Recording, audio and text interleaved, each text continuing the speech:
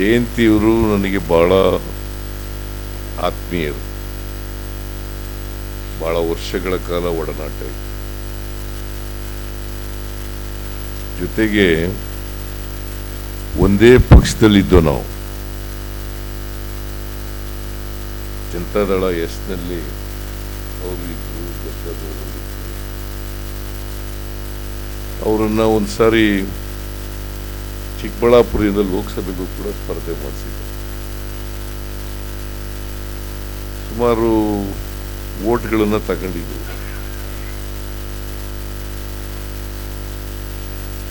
ನನ್ನನ್ನು ಯಾವಾಗಲೂ ಕೂಡ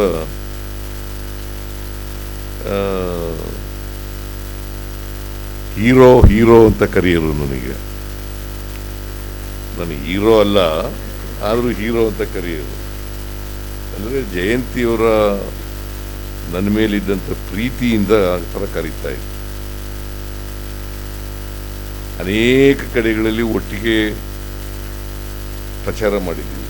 ಚುನಾವಣೆಯಲ್ಲಿ ಬೆಂಗಳೂರಿನಲ್ಲಿ, ಚಿಕ್ಕಬಳ್ಳಾಪುರ ಭಾಗದಲ್ಲಿ ಒಟ್ಟಿಗೆ ಕ್ಯಾಂಪೇನ್ ಮಾಡಿದ್ದೀವಿ. ಒಟ್ಟಿಗೆ ಒಂದೇ ಪಕ್ಷದಲ್ಲಿ ಇದ್ದದರಿಂದ ಒಂದೇ ರಾಜಕೀಯ ಅಭಿಪ್ರಾಯ ಕೂಡ ಇತ್ತು. ಹಾಗಾಗಿ ಅವರು ನನ್ನನ್ನು ಬಹಳ ಅಭಿಮಾನದಿಂದ ಕಾಣ್ತಾ ಇದ್ರು, ಪ್ರೀತಿಯಿಂದ ಕಾಣ್ತಾ ಇದ್ರು. ಎಲ್ಲಕ್ಕಿಂತ ಮುಖ್ಯವಾಗಿ ಜಯಂತಿಯವರಿಗೆ ಮನುಷ್ಯತ್ವ ಇತ್ತು. ಬಹಳ ಮುಖ್ಯವಾಗಿ ಮನುಷ್ಯತ್ವ ಇರುತ್ತೆ. ಮತ್ತು ಎಲ್ಲರೂ ಕೂಡ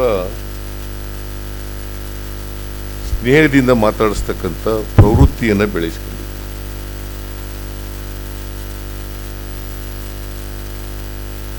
ಸ್ನೇಹಮಯಿ ಜೀವನವನ್ನು ಇಡೀ ಜೀವನದ ಉದ್ದಕ್ಕೂ ಮಾಡಿದ್ರು. ಅವ್ರು ಎಷ್ಟೇ ನೋವುಗಳಿದ್ರೂ ಕೂಡ ಅದನ್ನೆಲ್ಲ ತೋರ್ಪಡಿಸ್ಕೊಳ್ತಕ್ಕಂಥ ಕೆಲಸವನ್ನು ಮಾಡ್ತಾ ಇರಲಿಲ್ಲ. ಆದರೆ ಒಂದು ಮಾತ್ರ, ನಾನು ವಿದ್ಯಾರ್ಥಿ ದಶೆಯಲ್ಲಿದ್ದಾಗ, ಲಾಯರ್ ಆಗಿದ್ದಾಗ ಎಲ್ಲ ಕನ್ನಡ ಸಿನಿಮಾಗಳು ನೋಡ್ತಾ ಇದ್ದೆ. ಜಯಂತಿಯವರ ಸಿನಿಮಾಗಳಂತೂ ತಪ್ಪದೇ ನೋಡ್ತಾ ಇದ್ದೆ. ಒಬ್ಬ ಅದ್ಭುತ ಕಲಾವಿದೆ, ಅದ್ರ ಬಗ್ಗೆ ಎರಡನೇ ಮಾತಿಲ್ಲ. ಬಹುಶಃ ಆ ಕಾಲದಲ್ಲಿ ಜಯಂತಿ, ಲೀಲಾವತಿ, ಕಲ್ಪನಾ, ಆಮೇಲೆ ಭಾರತಿ, ಇವರೇ ಜಾಸ್ತಿ ಇದ್ದವರು. ಆಗ ಸಿನಿಮಾ ನಾನು ನೋಡ್ತಾ ಇರೋ ಕಾಲದಲ್ಲಿ ಇವರೇ ತಿರುಗಿ ಮುರುಗಿ ಇವರೇ ಹೀರೋಯಿನ್ಗಳಾಗೋರು. ರಾಜ್ಕುಮಾರ್ 90% ಸಿನಿಮಾಗಳಲ್ಲಿ ಹೀರೋ ಆಗ್ತಿದ್ರು, ಇವರು ಹೀರೋಯಿನ್ ಆಗ್ತಾ ಇದ್ರು. ಹಾಗಾಗಿ ಆ ಸಿನಿಮಾಗಳನ್ನೆಲ್ಲ ನೋಡ್ತಾ ಇದ್ದೆ. ನಾನು ರಾಜಕಾರಣಕ್ಕೆ ಬಂದ ಮೇಲೆ, ಮಂತ್ರಿ ಆದಮೇಲೆ ಸಿನಿಮಾಗಳು ನೋಡೋದು ಬಿಟ್ಟೆ. ಕೊನೇ ಸಿನಿಮಾ ನೋಡೋದು ಜಯಂತಿಯವರದು ಎಡಕಲ್ಲು ಗುಡ್ಡದ ಮೇಲೆ ಸಿನಿಮಾ ನೋಡೋದು. ಅಲ್ಲಿ ಮಾಡಿರ್ತಕ್ಕಂಥ ನಟನೆ ಇದೆಯಲ್ಲ, ಜಯಂತಿಯವರಿಗೆ ಜಯಂತಿಯವರೇ ಸಾಟಿ, ಬೇರೆ ಯಾರು ಕೂಡ ಆ ಥರ ನಟನೆ ಮಾಡೋಕ್ಕೆ. ನೀವೆಲ್ಲ ಡೈರೆಕ್ಟರ್ಗಳಾಗಿದ್ದೀರಿ, ಕವಿತನು ಡೈರೆಕ್ಟರ್ ಆಗಿದ್ದಾರೆ. ಇವರು ಹೇಳಬೇಕು, ಬಹುಶಃ ಅಂಥ ಅದ್ಭುತವಾದಂಥ ನಟಿ ಇನ್ನೊಬ್ಬರು ಅವರನ್ನು ರಿಪ್ಲೇಸ್ ಮಾಡಲಿಕ್ಕೆ ಸಾಧ್ಯ ಇಲ್ಲ. ಅವ್ರಿಗೆ ಅವರೇ ಸಾಟಿ ಅಂತಕ್ಕಂಥದ್ದನ್ನು ತಿಳಿಸ್ಲಿಕ್ಕೆ ಬಯಸ್ತಾರೆ.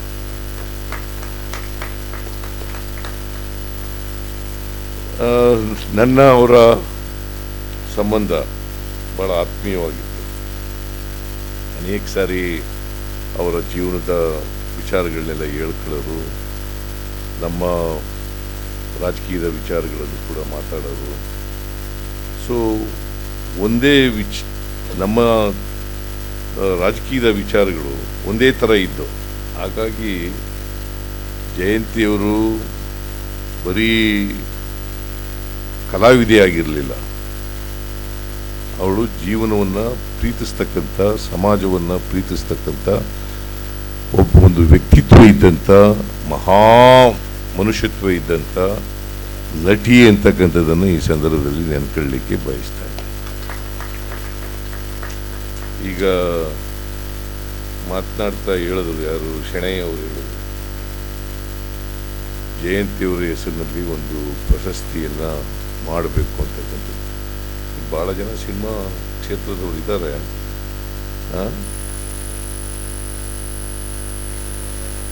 ಎಲ್ಲ ಇಡೀ ಚಿತ್ರರಂಗನೇ ಇದೆ.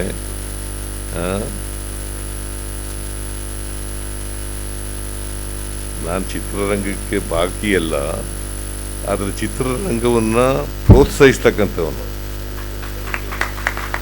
ಅದಕ್ಕೆ ಸಹಕರಿಸ್ತಕ್ಕಂಥವನು, ಕನ್ನಡ ಚಿತ್ರರಂಗ ಬೆಳಿಬೇಕು ಅಂತಕ್ಕಂಥ ಅಭಿಪ್ರಾಯ ಇದೆ, ಆ ಬದ್ಧತೆ ಇರ್ತಕ್ಕಂಥವನು. ಅದರಿಂದ ರಾಷ್ಟ್ರದ ಅನೇಕ ಭಾಷೆಗಳ ಚಿತ್ರಗಳಿದ್ದಾವಲ್ಲ, ಆ ಭಾಷೆಗಳ ಜೊತೆಯಲ್ಲಿ ಕನ್ನಡ ಯಾವುದೇ ರೀತಿಯಲ್ಲಿ ಕಳಪೆ ಅಲ್ಲ.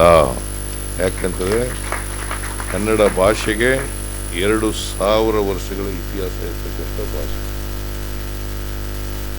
ಅಂಥ ಭಾಷೆಯ ಚಿತ್ರ ಇದೆಯಲ್ಲ, ಅಂಥ ಭಾಷೆ ಇದೆಯಲ್ಲ, ಇಡೀ ದೇಶದಲ್ಲಿ ಆ ಭಾಷೆ ಪ್ರಜ್ವಲಿಸಬೇಕು ಅಂತಕ್ಕಂಥದ್ರಲ್ಲಿ, ಕನ್ನಡ ಚಿತ್ರರಂಗ ಬೆಳೀಬೇಕು ಅನ್ನೋದರಲ್ಲಿ, ರಾಷ್ಟ್ರ ಮಟ್ಟದಲ್ಲಿ ಅದರ ಸ್ಥಾನವನ್ನು ಗಳಿಸ್ಕೊಳ್ಬೇಕು ಅಂತಕ್ಕಂಥದ್ರಲ್ಲಿ ಎರಡು ಮಾತು. ಅದಕ್ಕೋಸ್ಕರನೇ ನಾನು ಕನ್ನಡ ಚಿತ್ರರಂಗಕ್ಕೆ ಅಧಿಕಾರದಲ್ಲಿರುವಾಗ ಅನೇಕ ಸಹಾಯಗಳನ್ನು ಮಾಡ್ತಕ್ಕಂಥ ಕೆಲಸವನ್ನು ಮಾಡಿದ್ದೀನಿ. ಅದು ಕರ್ತವ್ಯ ಕೂಡ. ಕನ್ನಡ ಚಿತ್ರಗಳಿಗೆ 100ಕ್ಕೆ 100 ತೆರಿಗೆ ವಿನಾಯಿತಿಯನ್ನು ಕೊಟ್ಟದ್ದು ನಾನು ಮುಖ್ಯಮಂತ್ರಿ ಆಗಿರೋ, ನಾನು ಹಣಕಾಸಿನ ಮಂತ್ರಿ ಆಗಿರೋದು. ಲಂಕೇಶ್ ಇದ್ದಾರಲ್ಲ ಇವರು, ಪಿ ಲಂಕೇಶ್, ನಮಗೆಲ್ಲ ಗುರುಗಳು ಇದ್ದಾಗೆ ಅವರು. ನಾವೆಲ್ಲ ಮೇಷ್ಟ್ರೆ ಅಂತ ಕರಿತಿದ್ದೆವು ಅವರಿಗೆ. ಮೇಷ್ಟ್ರೆ ಅಂತ. ಸಾಯಂಕಾಲ ಯಾವುದಾದ್ರು ಚಾಮರಾಜಪೇಟೆ, ಹೌದು, ನನ್ನ ಹೆಂಡತಿನೂ ಕೂಡ ಅಲ್ಲಿಯವರೇ, ಚಾಮರಾಜಪೇಟೆಯವರು. ನಾನು MLA ಆದಮೇಲೆ ಯಾವಾಗಲೂ ಅವ್ರ ಆಫೀಸ್ಗೆ ಹೋಗುವೆ. ಶನಿವಾರ ಭಾನುವಾರ ಅವ್ರ ಆಫೀಸ್ಗೆ ಹೋಗುವೆ. ಆಫೀಸ್ನಲ್ಲಿ ಹೋಗಿ ಅವರು ಮೇಷ್ಟ್ರ ಅಭಿಪ್ರಾಯ ಕೇಳೋದು, ಅವರ ಅನುಭವ ಕೇಳೋದು, ಮತ್ತು ಅವರು ಅಡ್ವೈಸ್ ಕೇಳ್ತಕ್ಕಂಥದ್ದೇ ಒಂದು ದೊಡ್ಡ ನಮಗೆ ಆ ಕಾಲದಲ್ಲಿ ಅದು ದೊಡ್ಡ ವಿಚಾರ. ಸೊ ಹಾಗಾಗಿ ಲಂಕೇಶ್ ಅವರು ಇವತ್ತಿಗೂ ಕೂಡ ಅಂಥ ಸೃಜನಶೀಲ ಸಾಹಿತಿಯನ್ನು ನೋಡ್ತಕ್ಕಂಥದ್ದು ಭಾಳ ಕಷ್ಟದ ಕೆಲಸ. ಅವರು ಎಲ್ಲ ಕ್ಷೇತ್ರಗಳಲ್ಲೂ ಕೂಡ ಪರಿಣಿತಿಯನ್ನು ಪಡ್ಕೊಂಡಿದ್ರು. ಬರೀ ಸಾಹಿತ್ಯ ಒಂದೇ ಕ್ಷೇತ್ರ ಅಲ್ಲ, ಎಲ್ಲ ಕ್ಷೇತ್ರದಲ್ಲೂ ಕೂಡ ಪರಿಣಿತಿಯನ್ನು ಪಡ್ಕೊಂಡಿದ್ರು. ಸೊ ಜಯಂತಿಯವರು ಅವರ ಅಭಿನಯ ಇದೆಯಲ್ಲ, ಅದು ಮರೀಲಿಕ್ಕೆ ಸಾಧ್ಯನೇ ಇಲ್ಲ. ಯಾವುದೇ ಪಾತ್ರ ಕೊಟ್ಟರು ಕೂಡ, ಅದು ಚಿಕ್ಕ ಪಾತ್ರ ಇರಲಿ ದೊಡ್ಡ ಪಾತ್ರ ಇರಲಿ, ಆ ಪಾತ್ರಕ್ಕೆ ಜೀವ ತುಂಬತಕ್ಕಂಥ ಕೆಲಸವನ್ನು ಮಾಡ್ತಾರೆ. ಯಾವುದು ಸಿನಿಮಾ ನಾವು ನೋಡಕ್ಕೆ ಹೋದರೆ ನಮ್ಮನ್ನು ನಾವು ಮರೆತು ಬಿಡಬೇಕು, ಆ ಥರ ಅಭಿನಯವನ್ನು ಮಾಡ್ತಾ ಇದ್ವಿ. ಅದು ಎಲ್ರಿಗೂ ಸಾಧ್ಯ ಇಲ್ಲ. ಅದು ಆ ಥರದ ಅಭಿನಯ ಮಾಡ್ತಾ ಇದ್ದದ್ದು ಜಯಂತಿಯವರಿಗೆ ಕರಗತ ಆಗ್ಬಿಟ್ಟಿತ್ತು. ಅವರೊಬ್ಬರು ಹುಟ್ಟು ಕಲಾವಿದೆ ಅಂತಕ್ಕಂಥ ಮಾತುಗಳನ್ನು ಹೇಳಲಿಕ್ಕೆ ಬಯಸ್ತಾ ಇದ್ದೇನೆ. ನಾನು ಜಯಂತಿಯವ್ರ ಬಗ್ಗೆ ಎಷ್ಟು ವರ್ಣಿಸಿದ್ರೂ ಕೂಡ ಕಡಿಮೆನೆ. ನಾನು ಆ ಲೋನ್ಲಿನೆಸ್ ಬಗ್ಗೆ ಎಲ್ಲ ಮಾತಾಡಕ್ಕೆ ಹೋಗಲ್ಲ. ನಾನು ರಮೇಶ್ ಮಾತಾಡಿದ್ದಾರೆ, ಇಂದ್ರಜಿತ್ ಮಾತಾಡಿದ್ದಾರೆ, ನಾನು ಎಲ್ಲ ಆ ಲೋನ್ಲಿನೆಸ್ ಮಾತಾಡಕ್ಕೆ ಹೋಗಲ್ಲ. ಆ ಲೋನ್ಲಿನೆಸ್ಸು ಮಾತಾಡಲಿಕ್ಕೆ ಅಧಿಕಾರ ಇರ್ತಕ್ಕಂಥದ್ದು ಕೃಷ್ಣಕುಮಾರ್ ಅವರು ಮಾತಾಡ ಅಲ್ಲ. ತಾಯಿಗೆ ತಕ್ಕ ಮಗ ಅಂತಕ್ಕಂಥದ್ದು ಕೃಷ್ಣಕುಮಾರ್. ಚೆನ್ನಾಗಿ ನೋಡ್ಕೊಂಡ್ರು. ಜಯಂತಿ ನನಗಿಂತ ಸ್ವಲ್ಪ ದೊಡ್ಡವರು ಅಂತ ಈಗ 80 ವರ್ಷ ಆಯ್ತಿದ್ದಲ್ಲ, ನನಗೀಗ 78 ವರ್ಷ ನಡೀತಾ ಇದೆ. ಸೊ ಅದು ನನಗಿಂತ ದೊಡ್ಡವರು. ಸೊ ಹಂಗಾಗಿ ಒಬ್ಬ ಈ ಕಲಾವಿದರು ಇದ್ದಾರಲ್ಲ, ಆ ಎಮ್ಮಿನಿಂದ ಕಲ್ತ್ಕೋಬೇಕು ಅಂತ, ಹೇಗೆ ಬದುಕನ್ನು ಪ್ರೀತಿಸಬೇಕು, ಇನ್ನೊಬ್ಬರ ಜೊತೆ ಹೇಗೆ ನಡ್ಕೋಬೇಕು ಅಂತಕ್ಕಂಥದ್ದು ಭಾಳ ಉತ್ತಮವಾದಂಥ ಗುಣವನ್ನು ಹೊಂದಿದಂಥ ಒಬ್ಬ ಹೆಣ್ಣು ಮಗಳು ಅಂತಕ್ಕಂಥದ್ದನ್ನು ಮರೀಲಿಕ್ಕೆ ಸಾಧ್ಯ. ಸೊ ಅಂಥವ್ರ ಬಗ್ಗೆ ಶೆಣೈಯವರು ಒಂದು ಪುಸ್ತಕ ಬರೆದಿದ್ದಾರೆ. ಪುಸ್ತಕ ಎಲ್ಲ ನಮಗೆಲ್ಲ ಫ್ರೀ ಕೊಟ್ಬಿಟ್ಟಿದ್ದಾರೆ, ತಗೊಂಡು ಓದಬೇಕಾಗಿತ್ತು.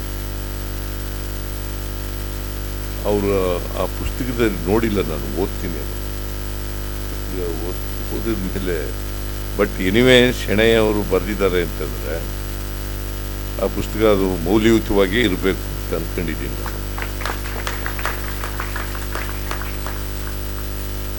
ಎಲ್ಲರೂ ಓದಬೇಕು, ವಿಶೇಷವಾಗಿ ಯುವತಿಯರು ಓದಬೇಕು. ಆ ಮನುಷ್ಯತ್ವ ಇತ್ತಲ್ಲ, ಸಮಾಜವನ್ನು ಪ್ರೀತಿಸ್ತಕ್ಕಂಥದ್ದು, ಬೇರೆಯವರನ್ನು ಪ್ರೀತಿಸ್ತಕ್ಕಂಥದ್ದು, ಯಾರನ್ನೂ ದ್ವೇಷಿಸ್ತಿರಲಿಲ್ಲ, ಯಾರನ್ನು ಸ್ನೇಹಮಯಿ ಜೀವನ. ಪ್ರತಿಯೊಬ್ಬರು ಕೂಡ ಅದೇ ಮಾಡಬೇಕಾಗಿರೋರು. ಆ್ಯಕ್ಚುಲಿ ನಾವು ಸಮಾಜದಲ್ಲಿ ಯಾವ ಜಾತಿ, ಯಾವ ಧರ್ಮ, ಅವೆಲ್ಲ ಭಾಳ ಮುಖ್ಯ ಅಲ್ವೇ ಇಲ್ಲ. ನಾವು ಆಕಸ್ಮಿಕವಾಗಿ ಹುಡ್ತೀವಿ ಅಷ್ಟೇ, ಸಾಯೋದಂತೂ ಗ್ಯಾರಂಟಿ ಇಲ್ಲ, ಖಚಿತವಾಗಿ ಸಾಯ್ತೀವಿ ನಾವು. ಆ ಸಾವು ನಡುವಿನ ಮಧ್ಯೆ ಇದೆಯಲ್ಲ ಬದುಕು, ಆ ಬದುಕನ್ನು ಸಾರ್ಥಕ ಮಾಡ್ಕೊಳ್ತಕ್ಕಂಥದ್ದೇ ಭಾಳ ಮುಖ್ಯ.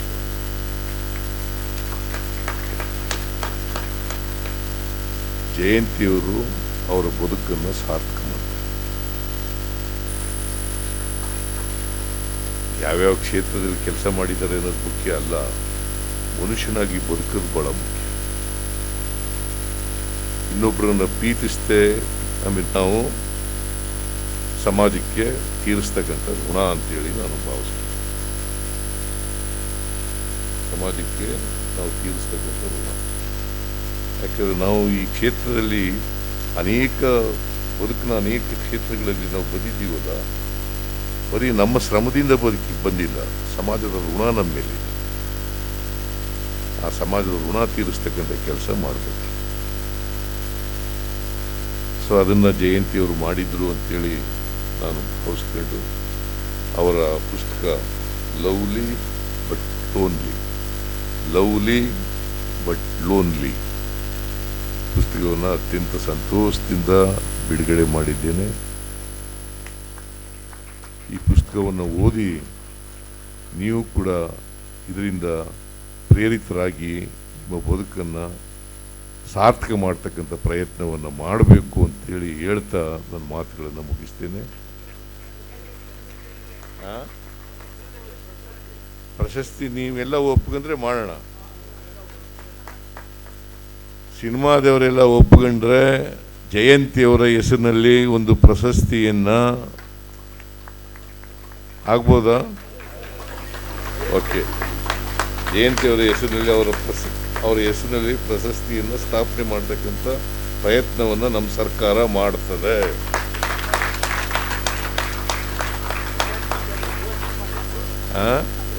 ಇದೇ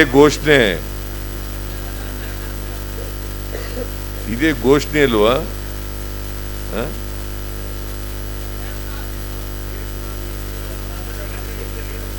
ಪ್ರಯತ್ನ ಈಗ ಯಾವಾಗಲೂ ಇನ್ನೂ ಮಾಡಿದ್ದೀವಲ್ಲ, ಅದನ್ನು ಪ್ರಯತ್ನ ಮಾಡ್ತೀವಿ ಅಂತ ಹೇಳ್ಬೇಕು, ಆದಮೇಲೆ ಆಗಿದೆ ಅಂತ ಹೇಳ್ಬೇಕು. ಅದರಿಂದ ನಿಮ್ಮೆಲ್ರಿಗೂ ಧನ್ಯವಾದಗಳನ್ನು ಹೇಳಿ ನನ್ನ ಮಾತುಗಳನ್ನು ಮುಗಿಸ್ತೇನೆ. ಜಯಂತಿಯವರ ಆತ್ಮಕ್ಕೆ ಚಿರಶಾಂತಿ ದೊರಕಲಿ ಅಂತೇಳಿ ಪ್ರಾರ್ಥನೆ ಮಾಡಿ, ಅವರ ಮಗ ಕೃಷ್ಣಕುಮಾರ್ ಅವರಿಗೆ ಅವರ ಜಯಂತಿಯವರ ರೀತಿಯಲ್ಲಿ ಬದುಕನ್ನು ಮಾಡ್ತಕ್ಕಂಥ ಶಕ್ತಿ ಬರಲಿ ಅಂತೇಳಿ ಹಾರೈಸಿ ನನ್ನ ಮಾತುಗಳನ್ನು ಮುಗಿಸ್ತೇನೆ. ಜೈ ಹಿಂದ್, ಜೈ ಕರ್ನಾಟಕ.